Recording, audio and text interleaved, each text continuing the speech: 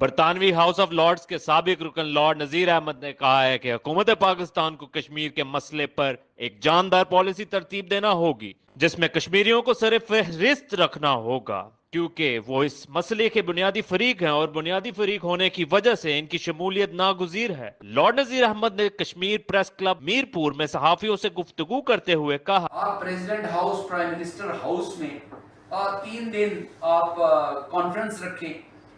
اس موقع پر سابق صدر چیمبر آف کامرس سید صابر حسین شاہ اور معروف کاروباری شخصیت ممتاز رسول میر بھی ان کے ہمراہ تھے۔ لارڈ نذیر احمد کا کہنا تھا کہ مسئلہ کشمیر کو بھی سرد خانے میں نہیں ڈالا جا سکتا، مقبوضہ کشمیر میں ہونے والے انتخابات سے کشمیریوں کو کوئی فائدہ نہیں ہے۔ یہ بات کنفرم ہے کہ بی جے پی آئندہ الیکشن میں انڈیا سے بھی ہار جائے گی، مقبوضہ کشمیر میں جو بھی حکومت بنتی ہے وہ پرو انڈیا نواز ہی ہوتی ہے، وہ کشمیریوں کی آواز نہیں بن سکتی، کیونکہ اگر وہ ایسا کریں گے تو پھر گورنر راج وہاں کا آپشن ہوتا ہے۔ انہوں نے کہا کہ واجہ پاکستان نہ صرف وطن عزیز بلکہ اسلامی ممالک کے لیے امنگوں اور امیدوں کا سہارا ہے۔ واجہ پاکستان کے خلاف پروپیگنڈا کرنے والے چڑی کوٹ اور دوسرے لائن آف کنٹرول پر جا کر اپنے فوجی جوانوں کو دیکھیں تو انہیں سمجھ آ جائے گی ہمارے فوجی قربانیاں کیا ہیں۔ ان کا کہنا تھا کہ میرے سمیت تمام سیاستدانوں کو 2 دن کے لیے لائن آف کنٹرول پر رکھا جائے جہاں ہمارے فوجی جوان ڈیوٹی دے رہے ہوتے ہیں۔ انہوں نے کہا کہ ملک میں انتشار پھیلانے والے کبھی بھی قوم کے خیر خواہ نہیں ہو سکتے، دہشت گردی میں ملوث عناصر کوئی مذہب نہیں ہوتا، وہ ملک کی بنیادیں کھوکھلا کر کے دشمنوں کے اعلی کار بنتے ہیں۔ رپورٹ علی چودھری، پاک نیوز، میرپور، آزاد کشمیر۔